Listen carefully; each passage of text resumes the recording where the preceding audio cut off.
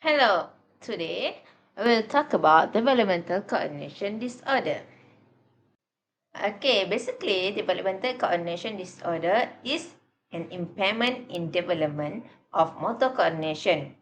And this disorder called as many names such as clumsy child syndrome, developmental disorder of motor function, minimal cerebral palsy, minimal brain dysfunction, or other else.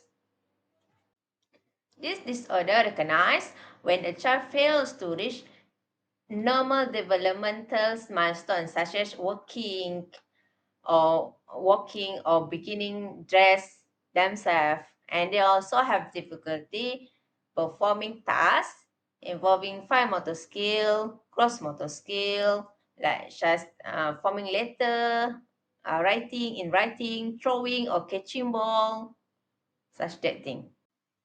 Alright, developmental coordination disorder and speech language disorder seems to be closely linked. Children with one disorder are more likely to have one another.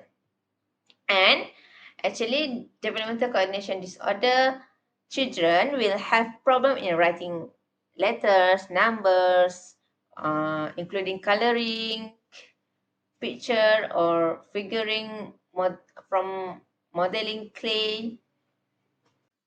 Alright, experts actually believe that genetics play some roles in developmental coordination disorder because as the condition tends to run in family as well, and male and female be equally to have this disorder.